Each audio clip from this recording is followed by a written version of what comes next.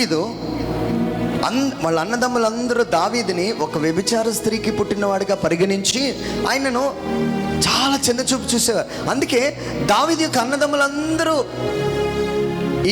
ఈ యుద్ధంలో ఆటలో ప్రావీణ్యం పొందుకుంటే దావీదు మాత్రం గొర్రెల కాపరిగా ఉండిపోయాడు. ఈ గొర్రెల కాపరి ఏం చేసేవాడో తెలుసా? ఆరాధన చేసేవాడు. ఆ కొండ మీదకి వెళ్ళిపోయి గొర్రెలన్నిటిని వదిలిపెట్టి ఆరాధన మొదలు పెట్టేవాడు. హల్లెలూయా, హల్లెలూయా, హల్లెలూయా, హల్లెలూయా. అంతా నా మేలుకి ఒకసారి చూడండి. Praise the lord, praise the lord. ఈయన చూడండి, మనం ఎలాగ ఆరాధన చేయాలో తెలుసా? నేను ఎందుకు చెప్పానంటే ఈ పాయింట్, దావీదు ఆరాధన చేస్తుంది మంచి హృదయంతో కాదు, చాలా బాధ అయిన హృదయంతో. ఎందుకోసం అంటే నా వైపు చూడాలి. ఒకే ఇంట్లోంచి బయటకు వస్తున్నారు, అన్నదమ్ములు అందరూ రాజభవనం దగ్గరికి వెళ్తుంటే దావీదు ఒక్కడే ఆ యొక్క గొర్రెలను మేపుకుంటూ వెళ్తున్నాడు. అంతా నా మేలుకి, అంతా నా మంచికి, అంతా నా మంచికి, తన చిత్తము నెరవేర్చుటకై. అంతా నా మేలుకి, అంతా నా మంచికి, అంతా నా మేలుకి, తన చిత్తము నెరవేర్చుటకై. ఆరాధన ఆపను, స్తుతించుట మానను, ఆరాధన ఆపను, స్తుతించుట మానను, స్తుతించుట మానను, ఆరాధనాపను, స్తుతించుట మానను, ఆరాధనాపను, స్తుతించుట మానను. చప్పట్లు కొడుతూ స్తుతించుట మానను. నేనెల్లప్పుడు యెహోవాను సన్నుతించెదను, నిత్యము ఆయన కీర్తి నా నోట నుండు.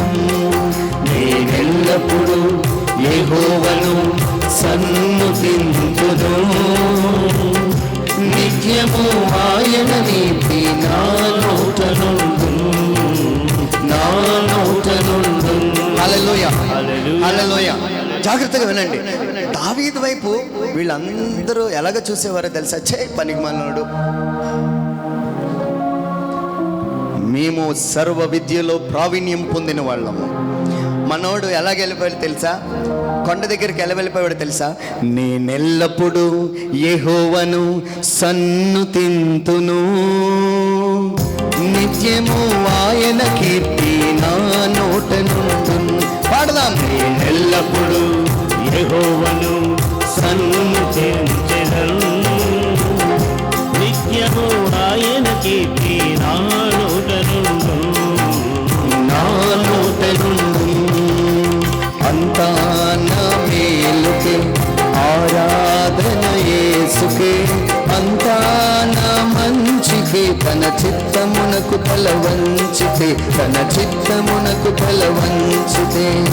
ఆరాధనాపను, స్తుతించుట మానను, ఆరాధనాపను, స్తుతించుట మానను, స్తుతించుట మానను. హల్లెలూయా. ఈరోజు మనం ఎలాగ వెళ్ళిపోవాలి తెలుసా? లోకం నిన్ను చూసి అలాగే మాట్లాడతారు. అది లోకస్వరం. చెప్పండి, ఏ స్వరం అది? లోకం నీకేం చెప్తుంది తెలుసా? యేసుప్రభుని నమ్మావు కదా, నీకేం పెద్ద మేలు జరిగింది. వీళ్ళందరూ ఏమంటున్నారు తెలుసా? ప్రైజ్లా. వీళ్ళందరూ ఏమంటున్నారో తెలుసా? దావీదు ఆ కొండ మీద ఏదో పాటలు పాడుకుంటున్నాడు, పెద్ద ఏంటి ఆడు, అదే లైఫ్ అనుకుంటున్నాడు ఆయన. కానీ దావీదు ఏం చేసేవాడు తెలుసా? నేనెల్లప్పుడు యెహోవాను సన్నుతించెదను, నిత్యము ఆయన కీర్తి నా నోట నుండు, నా నోట నుండు. నేనెల్లప్పుడు యెహోవాను సన్నుతించెదను, నిత్యము ఆయన కీర్తి నా నోట నుండు, హల్లెలూయా. నా సో నోట నుండి మీరేం చేయాలి తెలుసా? లోకం నీతో ఏదో మాట్లాడుతున్నప్పుడు అంతా నా మేలుకే, అంతా నా మంచికే, ఇది చెప్పుకునే దమ్ము ఉండాలండి. హల్లెలూయా, హల్లెలూయా, హల్లెలూయా, హల్లెలూయా, హల్లెలూయా. హల్లెలూయా. ఈ పార్టీ మేము యుద్ధ వీరులం అని అనుకుని వెళ్ళిపోయారు. ఈయనేమో నేను ఎల్లప్పుడూ అంటే ఎల్లప్పుడు అంటే అర్థం ఏంటి? అన్ని వేళల్లో, all the time God is good. Amen, amen. Hallelujah, hallelujah. ఏది చేస్తున్నా దేవుడు నా మంచికే చేస్తాడు. లోకస్వరం వినద్దండి మీరు, లోకస్వరం వినద్దు. హల్లెలూయా, హల్లెలూయా. ఇప్పుడు చూడండి, దావీదు ఎక్కడున్నాడు? కొండల మీద ఉన్నాడు. మనసులో ఆయన పాట పాడుకుంటున్నాడు. మనసంతా ఒక్కలాంటి వేదన ఉన్నా ఏమంటున్నాడో తెలుసా? నేనెల్లప్పుడూ యెహోవాను సన్నుతించెదన్, నిత్యము ఆయన కీర్తి నా నోట నుండు. నేనెల్లప్పుడు యెహోవాను సన్నుతించెదన్, నిత్యము ఆయన కీర్తి నా నోట నుండు, నా నోట నుండు. హల్లెలూయా, హల్లెలూయా. హల్లెలూయా. ఇప్పుడు ఏమైందో మీ అందరికీ తెలుసండి.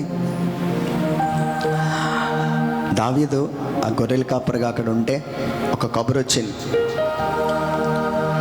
దావీదు, ప్రవక్త నిన్ను పిలుస్తున్నాడు. చప్పట్లు కొడితే యేసయ్యను మహిమపరచుదాం. హల్లెలూయా, హల్లెలూయా. ఏమండి, ఇప్పుడు నేను ఒక మాట చెప్తాను మీకు. ఒకరోజు ఒక కబురు రాబోతుందండి. అభిషేకంతో నింపబడిన ఒక దినాన్ని దేవుడు నీ కోసం ఏర్పాటు చేశారు. ఆమేన్, ఆమేన్, హల్లెలూయా, హల్లెలూయా. ఏమండి, ఒకరోజు ఒక కబురు వచ్చింది దావీదుకి. ఏంటో తెలుసా? మీ అన్నయ్యలందరూ యుద్ధంలో ఉన్నారు, నువ్వు వారికి వెళ్ళి క్యారేజ్ అన్నాడు. ఇప్పుడు ఈయన క్యారేజ్ పట్టుకొని వస్తున్నాడు.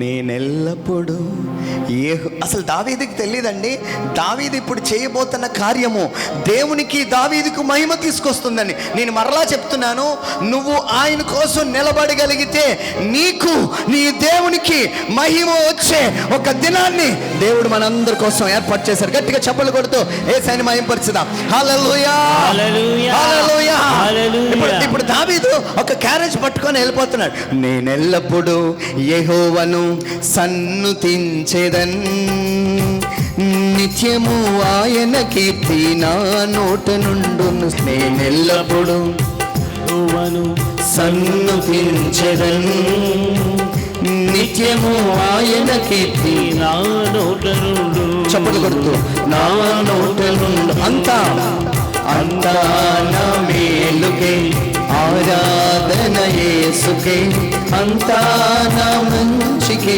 తన చిత్తములకు తల వంచితే, తన చిత్తములకు తల వంచితే, ఆరాధనాపను స్తుతించుట మానను, ఆరాధనాపను స్తుతించుట మానను, స్తుతించుట మానను. హల్లెలూయా. హల్లెలూయా. క్యారేజ్ పట్టుకొని వెళ్తుంటే అన్నదమ్ములందరూ ఎక్కడున్నారో తెలుసా? రాజుగారి వెనకతల. రాజుగారు ఏం చెప్తున్నాడంటే, ఇందు మూలంగా జాయవత జనములకు తెలియజేస్తుంది ఏమనగా, గొల్యాతును వారి పరివారమును ఓడించిన వారికి అర్ధరాజ్యం ఇచ్చేస్తానన్నాడు ఆయన. ఇవేవి దావీదు పట్టించుకోవట్లే. దావీదుకు ఒక కబురు వచ్చిందండి. ఆ కబురు ఏంటో తెలుసా? చాలా నిరుత్సాహమైన కబురు. ఆ కబురులో ఏముందంటే, నువ్వు వెళ్ళి క్యారేజ్ పట్టుకెళ్ళాలి. క్యారేజ్ పట్టుకొని వెళ్తున్నాడు. ఈ గొల్యాతు చెప్పిన మాట వినబడింది. ఏంటో తెలుసా? ఛాలెంజ్ చేస్తున్నాడు. ఇజ్రాయేల్ మీరు కానీ ఓడిపోతే మీరు అందరు వచ్చి నన్ను మొక్కాలని. ఇప్పుడు దావీదు ఎలా వెళ్ళాడో తెలుసా? జాగ్రత్తగా వినండి, అందరు నా వైపు చూడండి. ఇది నేను చెప్పి ముగిస్తాను. అప్పటి వరకు ఇజ్రాయేల్ ప్రజలందరూ విజయాలు సాధించిన సౌలు తన పరివారం అంతా గొల్యాతును చూసేసరికి వారిలో కలవరం మొదలైంది. వారి మాటలు వినేసరికి వారిలో కలవరం మొదలైంది. ఎందుకోసమో తెలుసా? సౌలు అప్పటికే ఆత్మను కోల్పోయిన వాడుగా ఉన్నాడు. ఆయన ఆత్మ లేనివాడుగా ఉన్నాడు. అన్నాడు. బైబిల్లో ఏమని రాయబడిందంటే దేవుడు సౌలున్న ఆత్మను తొలగించాడు.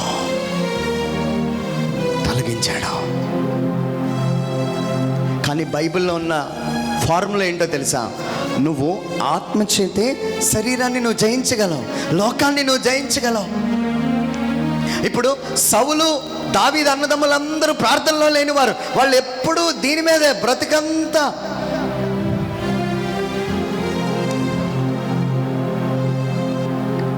వాళ్ళందరూ ఏం చేశారో తెలుసా? దీన్ని గెలవడానికి ముందుకు రాలేదు.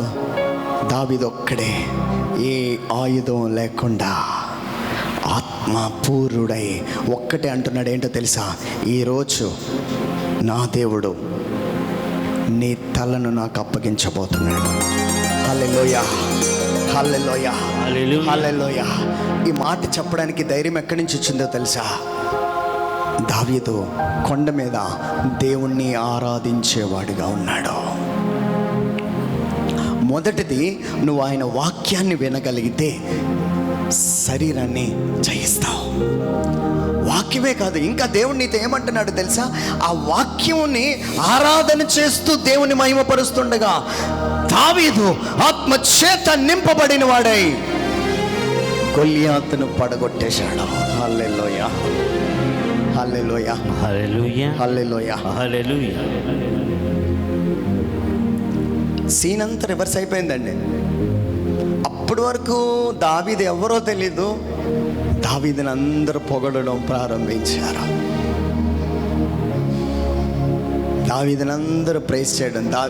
దేవుడు దావీదు ద్వారా తనకు మహిమ తెచ్చుకున్నాడు. దావీదు కూడా మహిమను ప్రారంభించాడు. ఈరోజు నేను ఇటు నా వైపు చూడాలి. అందరూ తల దించుకున్న వాళ్ళందరూ నా వైపు చూస్తూ వాక్యం విన్నారు. Praise the lord, praise the lord. ఏమండి, ఇది తలదించుకునే టైం కాదు, వినే సమయం. ఇప్పుడు మీ ఇంటికి ఒక నాయకుడు వచ్చాడు అనుకోండి, మీతో మాట్లాడుతుంటే ఏదైనా పని చేసుకొని మాట్లాడతారా? కిందకి తలంచుకొని మాట్లాడతారా? నీ కొడుకు నీ కూతురు ఏదైనా మాట్లాడుతుంటే బుర్ర తెచ్చుకున్నావు ఏం చెప్తావు? చూడు నా వైపు, రోషం వచ్చేస్తుంది మీకు. నేను మాట్లాడుతుంటే అటు చూస్తావే అంటావా లేదా? హల్లెలూయా, హల్లెలూయా, హల్లెలూయా. ఈరోజు మరలా చెప్తున్నాను, ఆరాధన చేయండి. ఇంట్లో నీ ముందున్న గొల్యాతో నీ పాదాల దగ్గర ఉంటాడు. ఆరాధన చేయండి. నీ లోపటున్న ఈ వాక్యం వినండి. నీ లోపట ఇంద్రియ నిగ్రహ శక్తితో దేవుడిని నింపుతాడు. Listen the word. వాక్యం వినాలి, వినాలి, వినాలి. ఎంతసేపు కాదు, మీకు సమయం దొరికినప్పుడల్లా వాక్యం వింటూ ఉండండి, వింటూ ఉండండి, వింటూ ఉండండి. ఈ లోకాన్ని జయించే ఒక కృపను నువ్వు పొందుకుంటావు. నేను పడిపోతున్నానండి, సిగరెట్ తాగేస్తున్నానండి, బలహీనపడ్డానండి, ఒక అమ్మాయికి లోబడిపోయానండి. దీనికి కారణము సంఘములో వాక్యము లేకపోవడం. సంఘంలో వాక్యం లేకపోవడం, వినే మనస్సు లేకపోవడం అండి, వినే మనసు లేకపోవడం. Praise the lord. అంటే మీరు ఇక్కడికి వచ్చినా కానీ ఎలా వినాలి తెలుసా? వాక్యం, అమ్మో దేవుడు నాతో ఏదో మాట్లాడతాడు. ఆ వాక్యం వినేసరికల్లా నేను ఆత్మలో బలం పొందుకోబోతున్నాను. ప్రైజ్ ది లార్డ్, హల్లెలూయా. జాగ్రత్త వినండి. మీరు తినడానికి ఎక్కువ టైం తీసుకుంటే శరీరం ఎక్కువ అవుతుంది, ఆత్మ బలహీన పడుతున్నాడు.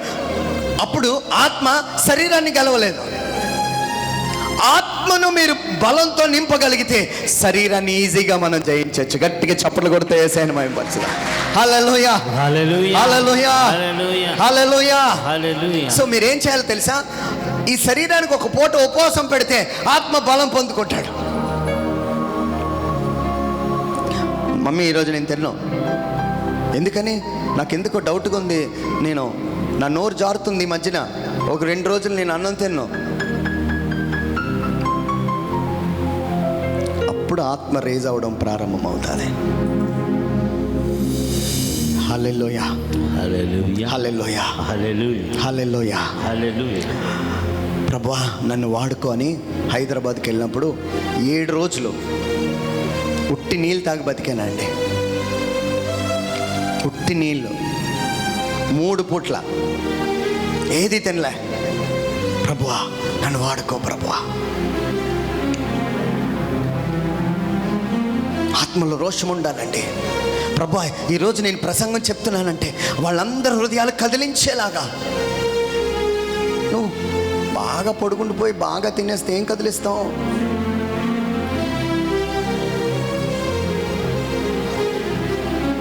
ఈరోజు ఆత్మ బలం పొందుకోవాలి. ఇప్పుడు మీ ఇంట్లో ఎవరైనా నీ భర్త తాగేసి వచ్చాడు అనుకోండి, ఈ శరీరానికి తోడు ఈ మత్తు ఇంకా బలాన్ని ఇస్తుంది, అవునా? ఇప్పుడు నువ్వు ఎలా చేయాలి ప్రార్థన? 2 ప్రార్థన చేయాలి, డబుల్ పోర్షన్. అప్పుడు నీ భర్త ఇంటికి వచ్చేసరికి నువ్వు చిన్నగా మాట్లాడినా లోబడిపోవడం ప్రారంభం అవుతుంది. హల్లెలూయా. నీ కాళ్ళ దగ్గరికి వచ్చి పడతాడండి. మనలో ఒక మార్పు ప్రారంభం అవ్వాలి. నువ్వు ఆరాధన చేస్తుంటుండగా సంఖ్యలు తెగిపోయే ఆరాధన మన సంఘములో ప్రారంభం అవ్వాలి. ఆమేన్. నీ ఇంటిలో ఎవరైతే ఏమంటే పౌలు శిలాసులు ఆరాధన చేస్తుంటే సంఖ్యలు ఎందుకంటే తెగిపోయాయి? నేను చెప్పేది ఏంటో తెలుసా? when you worship your God with your spirit. అప్పటికే పౌలు కొరడా దెబ్బలు తింటూ ఉపవాసాలు చేస్తూ అనేక రోజులు జాగరణలతో ఉండి జైల్లోకి వెళ్ళగానే బంధింపబడిన వారి యొక్క సంఖ్యలన్నీ ఊడిపోయాయి. వారి ద్వారాలు ఏవైతే వాళ్ళని మూసారో అవన్నీ తెరవబడ్డాయి. ఈరోజు మనలో చాలామంది ఏంటో తెలిసినా, మీ ఇంట్లో ఎవరైనా విచిత్రంగా ప్రవర్తిస్తే వాళ్ళ కాళ్ళకి ఫస్ట్ తాయిది కట్టేస్తారు.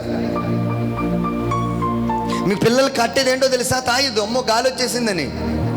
నేను మరలా చెప్తున్నాను, ఒక ఆత్మీయుడు తాయిదులు కానీ నల్ల తాళ్ళు కానీ పట్టుకొని వస్తే 2 చీకటి మిమ్మల్ని ఆవరిస్తుంది. జాగ్రత్త. గాలి పట్టడం కానీ గాలితో పాటు దయ్యాలు కూడా వచ్చేస్తాయి.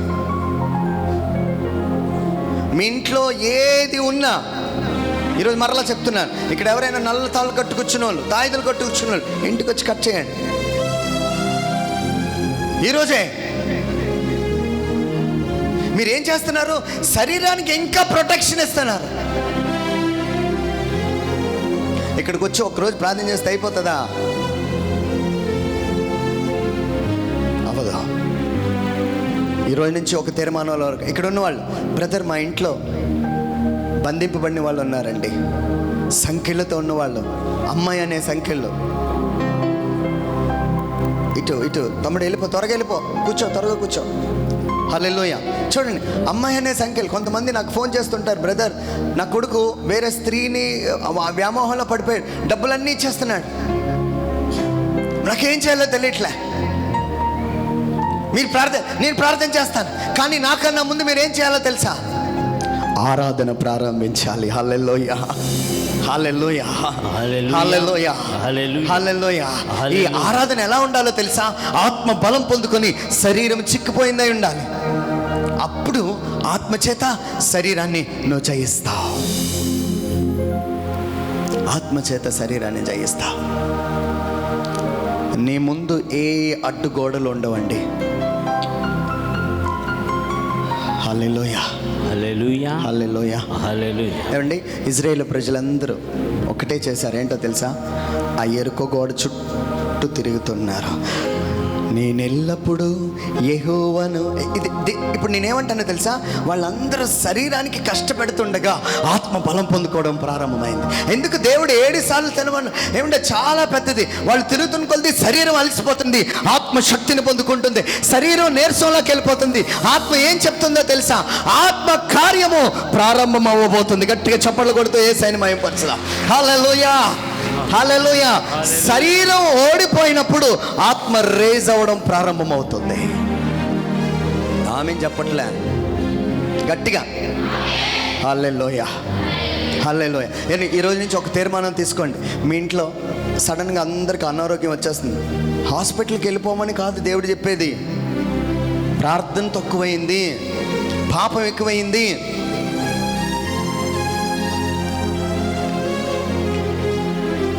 ఒక తీర్మానం.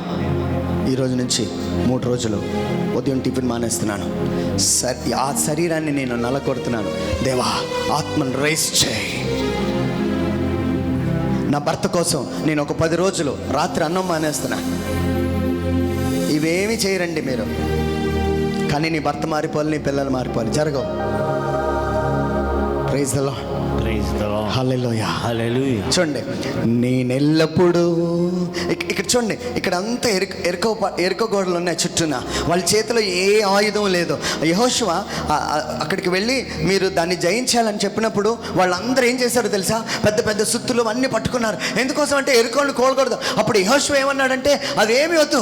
దేవుడు ఏమన్నారంటే, మీ ముందు మందసం తిరుగుతూ బూరలు ఊదుతూ వెళ్తుండగా దేవుడు కార్యం చేయబోతున్నాడు. హల్లెలూయా. హల్లెలూయా. హల్లెలూయా. అంటే అర్థం ఏంటో తెలుసా? ఒక మానవుడు ఆరాధన చేయడం మొదలు పెడితే ఏ అడ్డుగోడైతే మీకు ఉన్నదో దానిని దేవుడు తెరిచేవాడుగా ఉన్నాడు. గట్టిగా చప్పట్లు కొడుతూ యేసయ్యని మహిమపరచుదాం. హల్లెలూయా. హల్లెలూయా. అంతా నా మేలుకే ఆరాధన యేసుకే, అంతా నా మంచికే, తన చిత్తమునకు తల వంచితే, తన చిత్తమునకు తల వంచితే. అంతా నా మంచికి ఆరాధన యేసుకి, అంతా నా మంచికి, తన చిత్తమునకు తల వంచితి, తన చిత్తమునకు తల. అందరూ ఆరాధన ఆపను, ఆరాధన ఆపను, స్తుతించుటమానను, ఆరాధన ఆపను, స్తుతించుటమానను, స్తుతించుటమానను, ఆరాధన ఆపను, స్తుతించుటమానను, ఆరాధనాపను, స్తుతించుటమానను, స్తుతించుటమానను. కన్నీళ్ళే పానములైన, కఠిన దుఃఖ బాధలైన, స్థితిగతులే మారిన, అవకాశం చేరిన, కన్నీరే ప్రాణములైన, కఠిన దుఃఖ బాధలైన, స్థితిగతులే మారిన, అవకాశం చేయాలి. మారదు యేసు ప్రేమ, నిత్యుడైన తండ్రి ప్రేమ, మారదు యేసు ప్రేమ, నిత్యుడైన తండ్రి ప్రేమ, మారదు యేసు ప్రేమ, నిత్యుడైన తండ్రి ప్రేమ, మారదు యేసు ప్రేమ, నిత్యుడైన తండ్రి ప్రేమ.